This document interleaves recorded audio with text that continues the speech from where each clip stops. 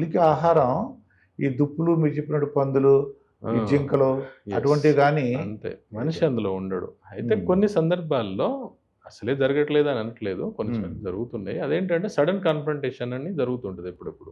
ఎదురుపడతాయి. హఠాత్తుగా ఎదురుపడడం. అప్పుడు ఏం చేయాలి సార్? జనరల్‌గా ఎదురుపడిందనుకోండి మనం పులి. ఇక వెనకొచ్చేయాలి అంతే. అంతే. ఇమ్మీడియేట్‌గా మనం దానికి ఏమాత్రం మనకు అవకాశం ఇవ్వకుండా వెనక్కొచ్చేయాలి. హ్మ్. ఇక ఆలోపు జరిగితే ఇక మనం ఏం చేయలేం దానికి. హ్మ్. ఎందుకంటే చాలా బలిష్టమైన జంతువు.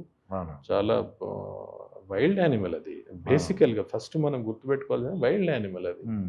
దానికి ఏంటి హ్యూమన్ లాగా ఆలోచించడం, హ్యూమన్ లాంటి లక్షణాలు వాటికెందుకుంటాయి? అవును. హౌ వి కెన్ ఎక్స్‌పెక్ట్ అవన్నీ హ్మ్. మనం కథల్లో చెప్పుకుంటాం తప్ప అది అవును. సాధ్యం కాదు. అడవి జంతువు, ఇంకోటి క్రూర మృగం. హ్మ్. దానికి అడవిలో ఉంటే ఇష్టం. అంటే అడవి లక్షణాలు ఉంటాయి దానికి. అది. ఇగ మనం క్రూర మృగం అనడం కంటే హ్మ్. అడవి అడవి లక్షణం. లక్షణాలు. వన్య జాతి జంతువు. హ్మ్. వన్య ప్రాణి అది. హ్మ్. వన్యప్రాణి. దాని అవును. లక్షణాలు అలా ఉంటాయి. హ్మ్. ఇట్లా. అంటే వాటికంటే ఇంకా క్రూరంగా మనుషులు గూడా వ్యవహరిస్తున్నారు ఇప్పుడు. అవును. ఈరోజు మనం ఎన్నో చూస్తున్నాం. చూస్తున్నాం. అవును. కాబట్టి అంటే అదే అడవిలో మనం ఉండే దాన్ని నివసించే అంటే వాటి. దాన్ని హ్మ్. పోల్చడం కాదులెండి. పోల్చకూడదు గూడా. హ్మ్. తప్పది.